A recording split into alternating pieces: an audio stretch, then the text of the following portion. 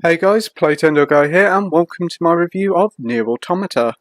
2017 has been a tremendous year for gaming, with plenty of phenomenal games and experiences out there, but one of the most unique games out there at the moment is NieR Automata, an unlikely but nevertheless well-welcome sequel to 2010's NieR, and an equally weird but enjoyable game.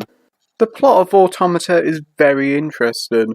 The game is set in a post-apocalyptic version of Earth, with most of the humans now colonising on the moon after a war with a robot alien race. They create a set of androids to fight these robots in hope of a return to Earth. The story does sound silly, and yeah, it should be, but Automata does tell a deep and rather thoughtful story that isn't afraid to pop in the odd bit of black humour here and there. The writing here is truly clever and a big standout. You start the game playing as a female android called 2B, and the game delivers a fun and serviceable few hours of entertainment, then the credits roll. Normally what comes after the credits is super spoiler stuff, and NieR Automata is no different here, but the most interesting part, you play through the story again, but the gameplay and story kicks up a notch. Then, when you complete the game a second time, you then play something truly special. The third playthrough is where the game truly ups the ante and becomes a massive crescendo of excellence that I won't spoil. It may sound weird to go through a game so many times and play through so much to get to the good stuff, but NieR does it so well that it really doesn't feel like a problem at all.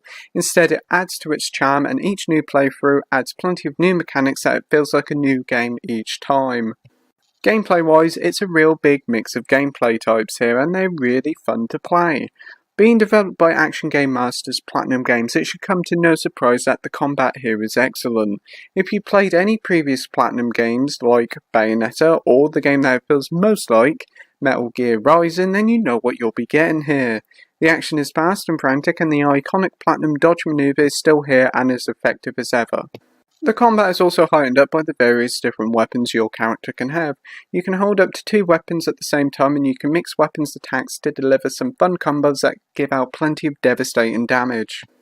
The action regularly switches perspectives from the normal 3D action to a load of 2D side-scrolling sections, and they really mix up the gameplay rather nicely. But the game isn't just limited to that. You also have these bullet hell shooter sections, and there's quite a fair few occasions where these sections pop up. The game feels incredibly similar to those twin stick shooters of old, and while these sections aren't really that hard, they are incredibly enjoyable to play.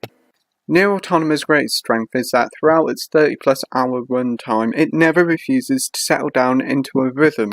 Instead, it throws you into ever interesting situations and a huge variety of gameplay types. Another interesting thing about the game is the chip system. 2B has an access to various abilities like auto-healing once your health is low, critical attacks, and an XP bar, and various other useful abilities to help and aid you on your adventure. The interesting thing is when you die in the game, you lose all the chips you currently have equipped, and you have to find your corpse and harvest them back. It's all very Dark Souls-like.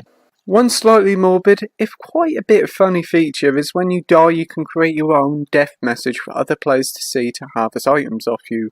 While you can't actually write anything you want, the options you have here are quite funny and amusing nevertheless.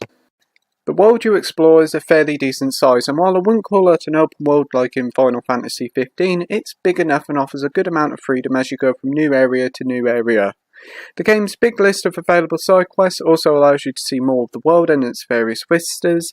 It's just a shame these quests you undertake are rather boring, tedious, and typical side quest filler, but you do gain some decent awards and money for your trouble. Presentation-wise, the game is pretty good. Graphics certainly don't match with recent PS4 games with muddy and off textures, but to be honest it doesn't matter as it's rather stylish with its variety of landscapes, scope, and stunning art style. The game aims to run at 60 FPS, and for the most time the game does stick to it, but even on the PS4 Pro the game still suffers from slowdown and busier moments. May I just say the soundtrack here is absolutely brilliant. It's a captivating mix of bombastic, adrenaline-pumping hits when the action gets busy, and charming vocal tunes when in the game's quieter moments. Voice acting is also pretty decent here. Some characters do sound a bit off, but mostly all the voice acting ties up with the high quality script. At the end of the day, NieR Automata could have gone very wrong, but thankfully it didn't. It's a strange game, but a very charming and clever one. A game with a rich combat system and an engrossing story. A game, very much like its creator, a one-off and one of 2017's brightest stars. NieR Automata gets a 9 out of 10 with the title of brilliant. Thank you for watching my review, like, rate and subscribe, and until next time, happy gaming. Bye!